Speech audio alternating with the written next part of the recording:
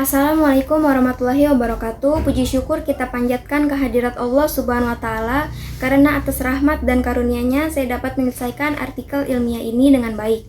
Saya juga ingin mengucapkan terima kasih kepada dosen pengampu mata kuliah Bahasa Indonesia, yaitu Ibu Fiza Asri Fauzi Habibah, MPD, yang telah memberikan arahan, bimbingan, serta ilmu yang bermanfaat selama proses pembelajaran. Perkenalkan, nama saya Nur Aini dengan NIM 64252013. Selanjutnya, saya akan menjelaskan tentang artikel ilmiah yang saya buat, yaitu anti korupsi sebagai upaya membangun generasi berintegritas.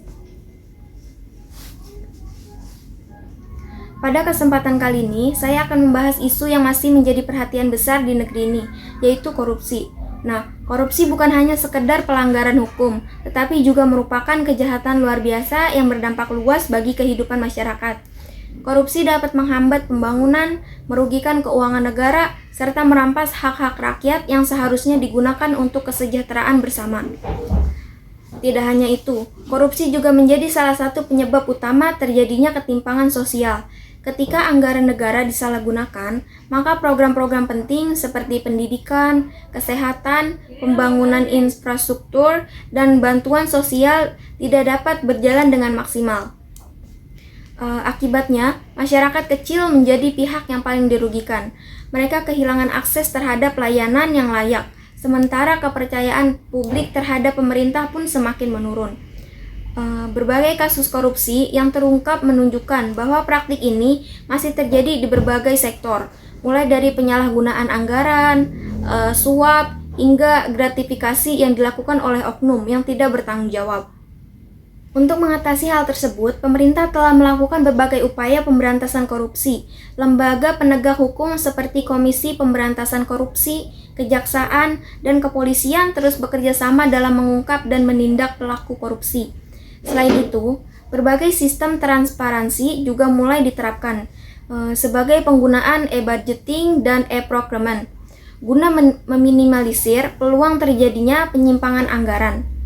Namun demikian, upaya pemberantasan korupsi tidak dapat berjalan efektif tanpa adanya dukungan dari seluruh lapisan masyarakat.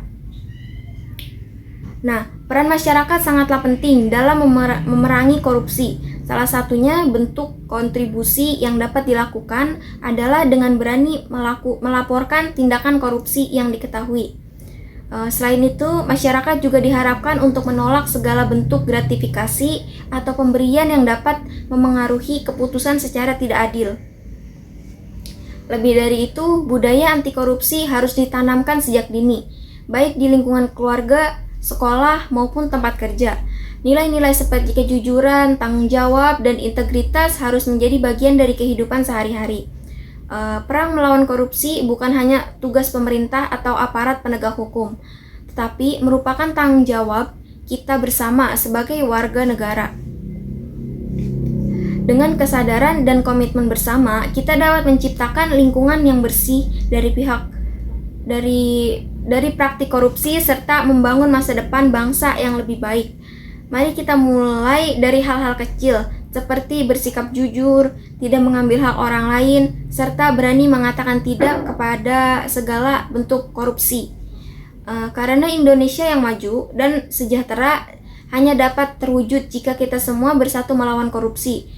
Mari kita jadikan momentum ini sebagai pengingat bahwa setiap tindakan kita memiliki peran dalam menentukan masa depan bangsa. Bersama kita wujudkan Indonesia yang bersih, adil, dan berintegritas. Demikian penjelasan dari saya. Terima kasih. Wassalamualaikum warahmatullahi wabarakatuh.